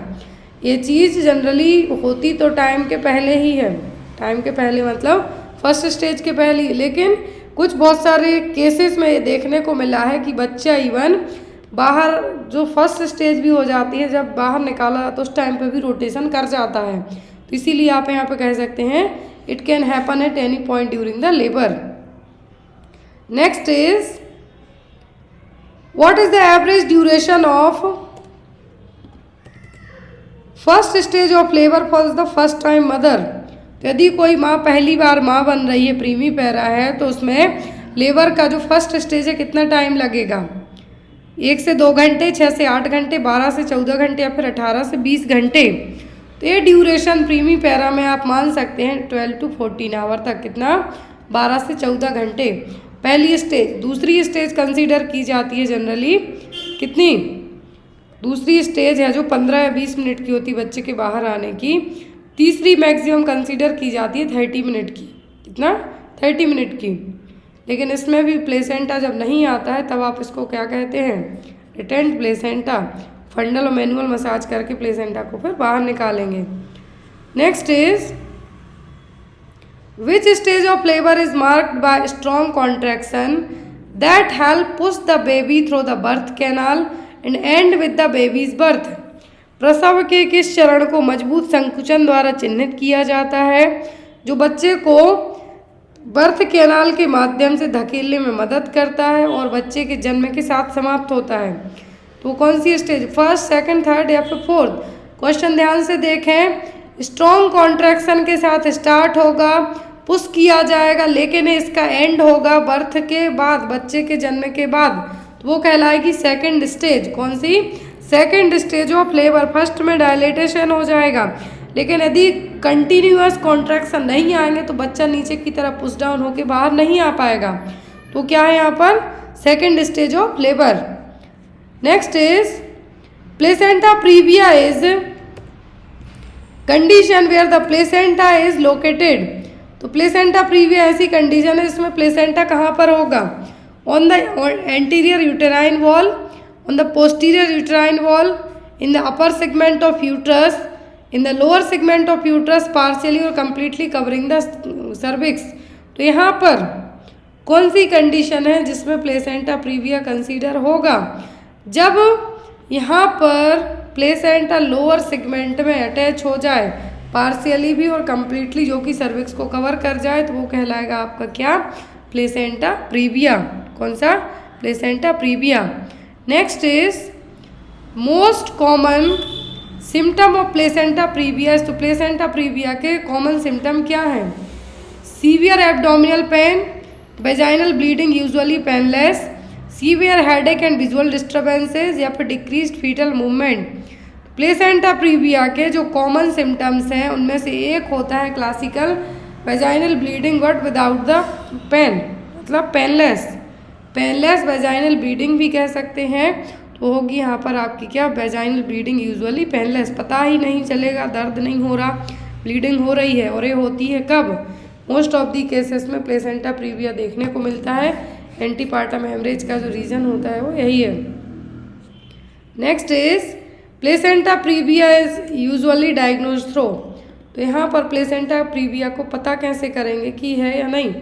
Maternal blood pressure monitoring, fetal heart rate monitoring, physical examination and ultrasound या फिर एमनियोसेंथेसिस। तो कैसे डायग्नोस होगा placenta previa?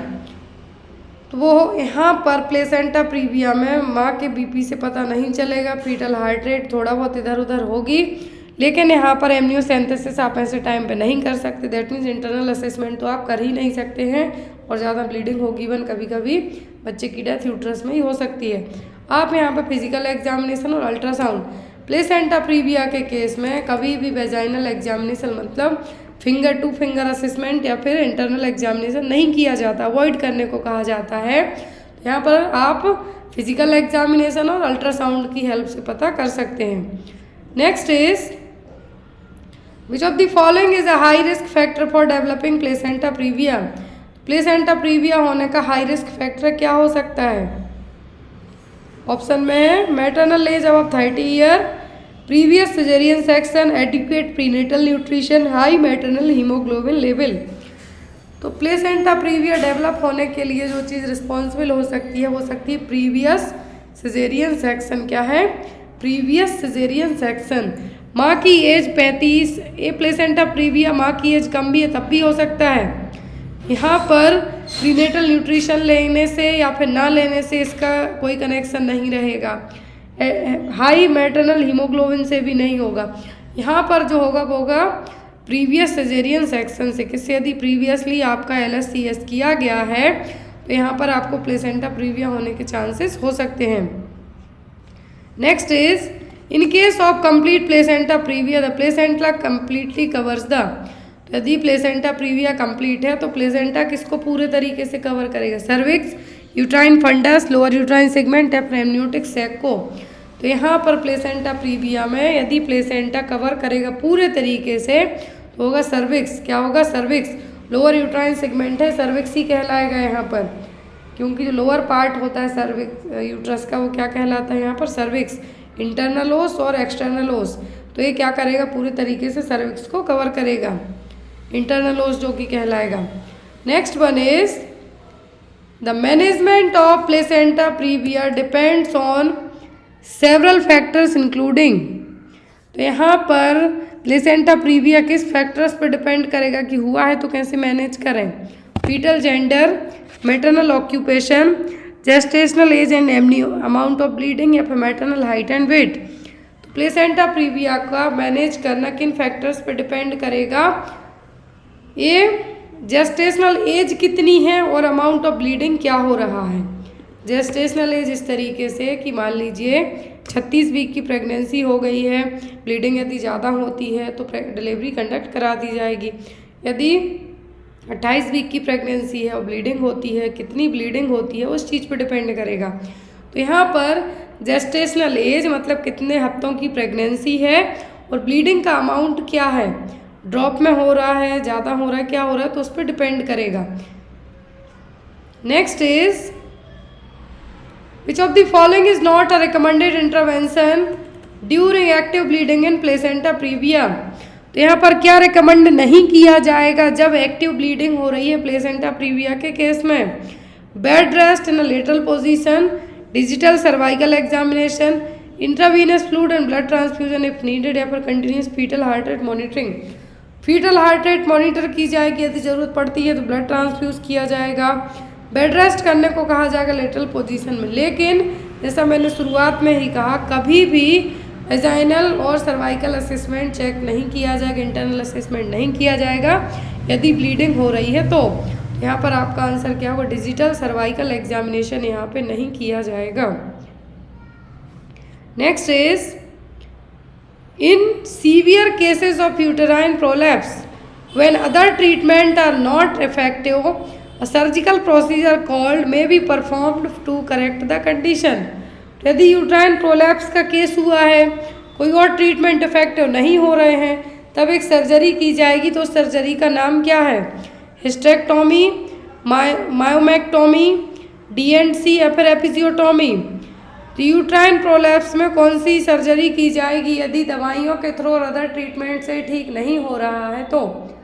Dilatation and curettage किया जाता है जब या तो अबॉर्शन के रिटेंड बिट्स रह गए हों, या फिर अबॉर्शन करने के लिए, या फिर डायग्नोस करने के लिए कि कुछ यूट्रस में कैंसर की ग्रोथ तो नहीं हो रही है, टिश्यूज निकालने के लिए। एपिजियोटोमी डिलीवरी के टाइम पे सेकेंड स्टेज में किया जाता है जब क्राउनिंग होती है, ताकि बच्चे का हेड यदि साइज बड़ी है तो इजीली बाहर ला सकें बिना टीयरिंग के।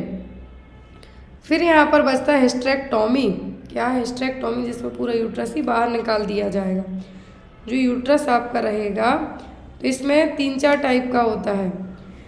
Hysterectomy removes the uterus and may also remove the cervix, ovary, tubes, lymph nodes and upper vagina radically. तो यहाँ पर जो हिस्टेरेक्टोमी यदि की जाती है तो इसमें कभी कभी क्या किया जाएगा, पार्शियल यदि की जाएगी तो ओनली यूट्रस बस निकाली जाएगी। क्लियर, पार्शियल किया जाएगा तो यूट्रस बस रिमूव की जाएगी। यहाँ पर आपकी ओवरी बच जाएंगी, फैलोपियन ट्यूब बच जाएंगी। लेकिन यदि कम्प्लीटली किया जाएगा तो यहाँ पर सभी चीज़ें अबव वेजाइना जो कुछ भी है सब कट कर दिया जाएगा। बाइलेटरल किया जाता है तो कभी कभी एक साइड की ओवरी को बचा दिया जाता है, फैलोपियन ट्यूब एक साइड की बच जाएगी। तो यहाँ पर क्या है, हिस्टेरेक्टोमी मतलब रिमूवल ऑफ द यूट्रस। पर in cases of major placenta previa with significant bleeding in fetal compromises the most appropriate mode of delivery is usually. तो यहाँ पर देखिए मेजर प्लेसेंटा प्रीविया है जिसमें ब्लीडिंग हो रही है, और फीटल कंप्रोमाइज मतलब फीटल को एक तरीके से हमें कह सकते हैं कि अंदर बाहर निकालना एज एन इमरजेंसी में ज़रूरी है, तब आप मोड ऑफ डिलीवरी कौन सी अपनाएंगे, induction of labour, vaginal delivery, forceps assisted delivery, या फिर इमरजेंसी सिजेरियन सेक्शन। तो इंडक्शन ऑफ लेबर ऐसे केस में आप नहीं अपना सकते। क्यों, ऑलरेडी ब्लीडिंग हो रही है और प्लेसेंटा डाउन साइड है, पूरे तरीके से सर्विक्स को कवर करके रखे है, तो कैसे यहाँ पर न कॉन्ट्रैक्शन प्रॉपर आएंगे, ब्लीडिंग होती रहेगी ना, यहाँ पर डायलिटेशन होगा, बच्चा अंदर ही यूट्रस में डेथ हो जाएगा, मर जाएगा। वेजाइनल डिलीवरी हो सकती है लेकिन यदि पार्शियली होगा, लेकिन यहाँ पर कहा है मेजर प्लेसेंटा प्रीविया मतलब फुल ग्रेड है, तो सर्वाइकल उसको कंप्लीट किए हैं, तो बेबी का जो हेड प्रेशर लगाएगा, यूट्रस में कॉन्ट्रैक्शन आएंगे, वो यहाँ पे पॉसिबल नहीं, और आप इतना वेट नहीं कर सकते हैं, ना ही फोर्सेप्स असिस्टेड डिलीवरी करवाई जा पाएगी, क्योंकि यहाँ पर ऑलरेडी प्लेसेंटा डाउन साइड में पूरा कवर करके रखा है सर्विक्स के मुंह को। तो वो होगी यहाँ पर इमरजेंसी सिजेरियन सेक्शन। क्या है, इमरजेंसी सिजेरियन सेक्शन। इमरजेंसी में LSCS करके बच्चे को एज सून एज पॉसिबल होगा बाहर निकाला जाएगा। Next one is after delivery the placenta is typically examined for sign of. तो डिलीवरी के बाद प्लेसेंटा को किस चीज़ के लिए चेक किया जाएगा, एनीमिया, इन्फेक्शन, मैटरनल हाइपरटेंशन या फिर फीटल डिस्ट्रेस।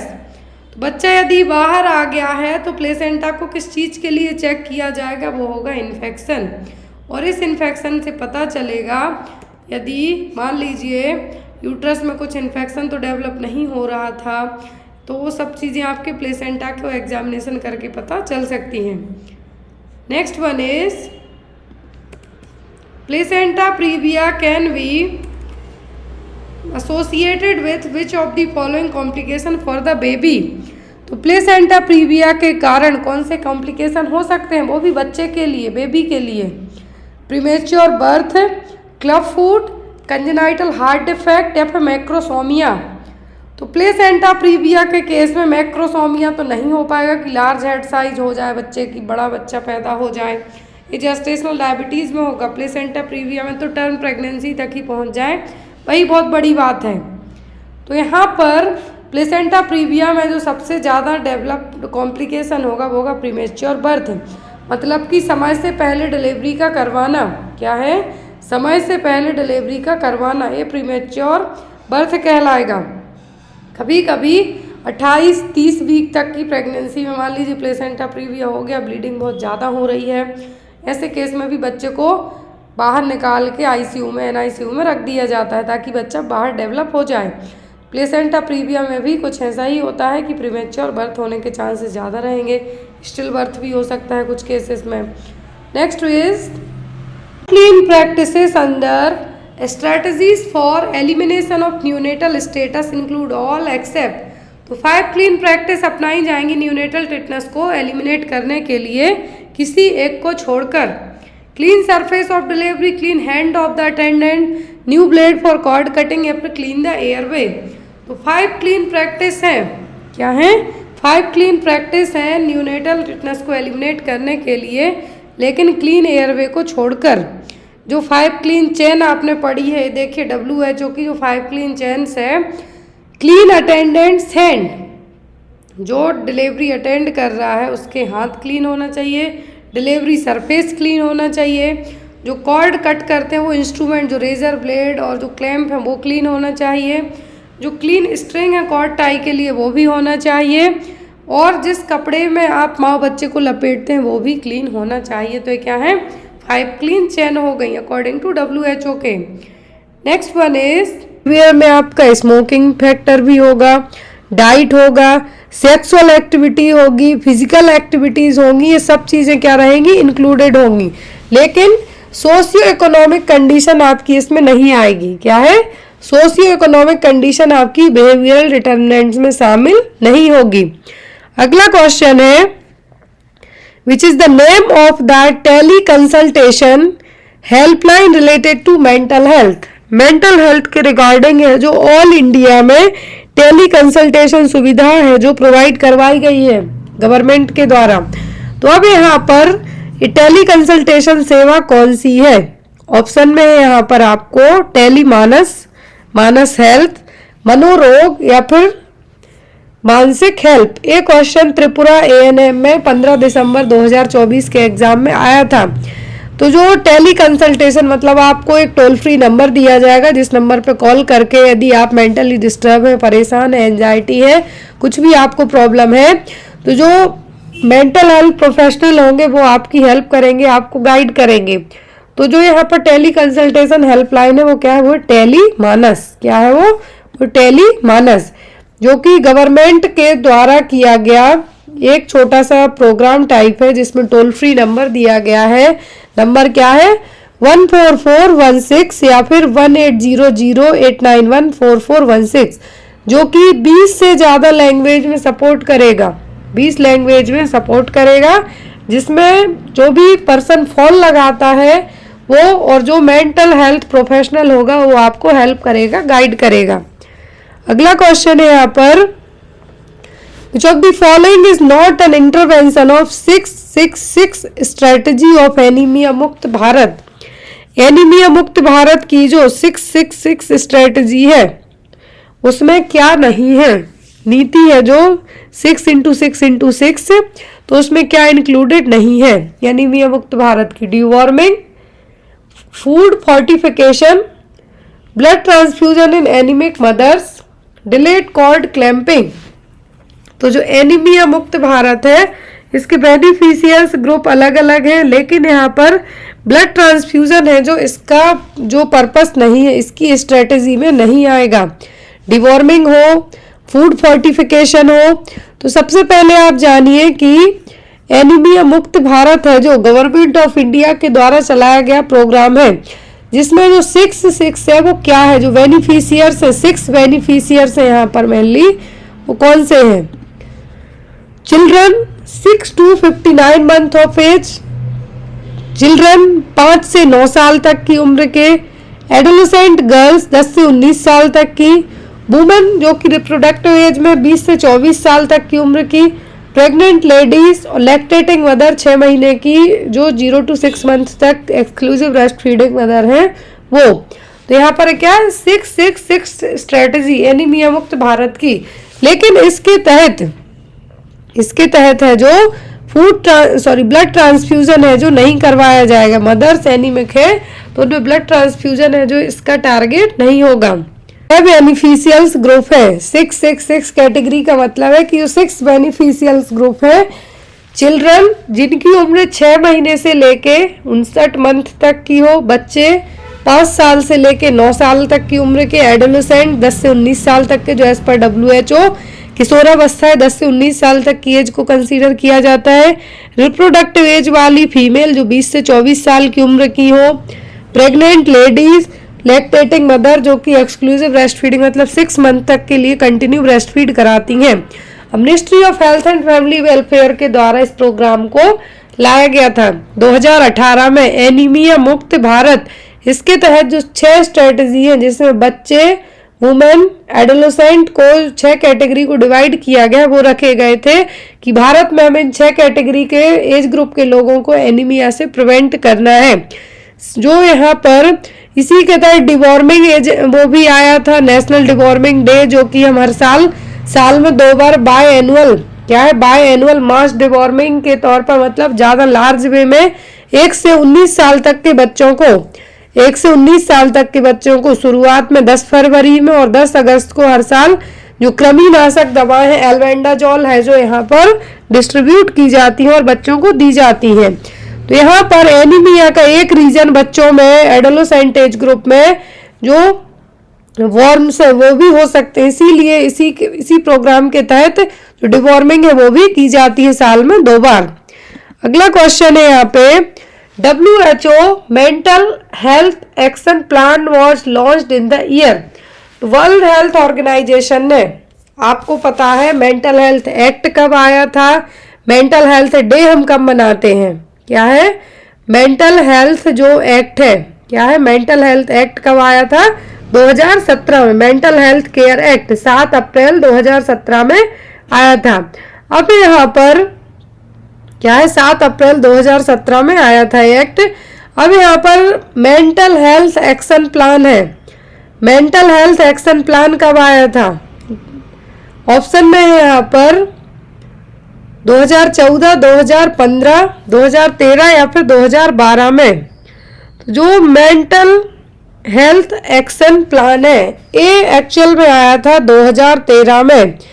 क्या है 2013 में comprehensive mental health action plan है जो लाया गया था। तो इसके जो 4 ऑब्जेक्ट थे, मेंटल हेल्थ केयर जो एक्ट है, यहाँ पर क्या है एक्शन प्लान है, MHAP के नाम से भी इसको जाना जाता है, क्या है MHAP, लेकिन लॉन्च कब हुआ 2013 में। इसके तहत 4 ऑब्जेक्ट रखे गए थे, to provide comprehensive care, to implement strategy for promotion of mental health, to strengthen the mental health. तो यहाँ पर 4 चीजें हैं जो इंक्लूड की गई थी। जो WHO की 66वीं वर्ल्ड हेल्थ असेंबली थी 2013 में, उसी के तहत इसको लाया गया था। याद रखें WHO ने इस प्लान को क्या किया था, इनिशिएट किया था, स्टार्ट करवाया था। अगला क्वेश्चन है हमारा इन ओक्यूलोगायरिक क्राइसिस। तो एक कंडीशन है यहाँ पर ओक्यूलोगायरिक क्राइसिस। तो इसमें क्या होगा, eye look upward and head is turn to one side, eye look downward and head is turn to one side, patient is unable to talk, watch and hear, patient has strong urge to move about. पहले मैं बता दूं कि ओक्यूलोगायरिक crisis होता क्या है। Actual में ये कंडीशन डेवलप होती है या तो किसी मेडिकेशन का आपको ओवरडोज हो जाए या टॉक्सिसिटी हो जाए या फिर कुछ मेंटल डिस्टरबेंस हो, साइकोसिस वगैरह हो, तब ये कंडीशन डेवलप होती है। ऐसे सडनली किसी को भी नहीं होती है, एक तरीके की इमरजेंसी सिचुएशन है। इसमें होगा क्या कि जो आंखें हैं, हेड एक साइड टर्न होगा, आंखें ऊपर की तरफ जाएंगी, जो व्हाइट व्हाइट आपको पुतली दिखेंगी, आंखें ऊपर की तरफ जाएंगी, हेड एक साइड टर्न होगा।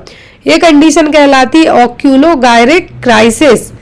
इस तरीके से इमेज देखिए आप इस बच्चे की, जो कि rare sudden paroxysmal dystonic reaction है। इसमें जनरली या किसी तो ड्रग्स के कारण हो सकता है, या कुछ मेडिकल कंडीशन के कारण, या कुछ न्यूरोलेप्टिक कंडीशन के कारण ये देखने को मिलेगा, जिसमें आपकी दोनों आंखें ऊपर की तरफ चली जाएंगी, सिर है जो एक साइड है जो टर्न हो जाएगा।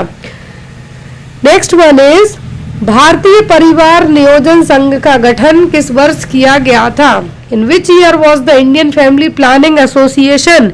यहाँ पर प्रोग्राम नहीं पूछा है, फैमिली हेल्थ प्रोग्राम, जो भारत पहला देश है जिसने फैमिली हेल्थ प्रोग्राम लॉन्च किया था। यहाँ पे पूछा गया है आपको कि इंडियन फैमिली प्लानिंग एसोसिएशन की स्थापना कब की गई थी? 1949 में, 1978 में, 1962 में कि 1993 में? तो जो भारतीय परिवार नियोजन संघ का गठन एक किया गया था 1949 में, 1949 में। किसमें? 1949 और 1949 में। अगला क्वेश्चन है, what is the percentage of burn of head and neck in rule of 9? यदि गर्दन और सिर जल जाता है तो रूल ऑफ 9 के हिसाब से कितने परसेंटेज पे इसको काउंट किया जाएगा? 1%, 36%, 18% या फिर 9% में? कितने परसेंट में काउंट होगा यदि हेड और नेक बर्न हो जाती है तब? रूल ऑफ 9 के हिसाब से 1% हमेशा याद रखना, पेरिनियल एरिया को, जेनाइटल एरिया को कंसीडर किया जाता है। हेड और नेक फ्रंट एंड बैक की बात करें तो टोटल अकाउंट होता है कितने में? 9% में। कितने में हो गए? 9% में काउंट होगा। लेकिन यहाँ पर हम बात करें चेस्ट में, चेस्ट और अपर बैक क्या है? यदि हम बात की जाए चेस्ट की, चेस्ट अपर, चेस्ट का एरिया और अपर बैक मतलब बैक साइड का भी एरिया, तो ये काउंट होगा 9 ईच में, फ्रंट 9 बैक 9। आर्म 9 होगा, दोनों आर्म से यदि पूछें तो है जो कितना हो जाएगा? 18 हो जाएगा। एब्डोमेन और लोअर बैक मतलब 9%, अपर 9 लोअर 9। जेनाइटल एरिया 1% होता है, लेग के लिए 9% होगा। फ्रंट बैक की बात करें हम तो 18 मतलब 9 फ्रंट 9 बैक, तो कितना हो गया? 18। एक लेग में 18, दूसरे में 18। यदि दोनों लेग का पूछें तो 36। फ्रंट की बात करें तो अलग बताएं, बैक में बोल रहे हैं तो अलग बताएं। तो ये क्या है? Rule of 9। अगला क्वेश्चन है,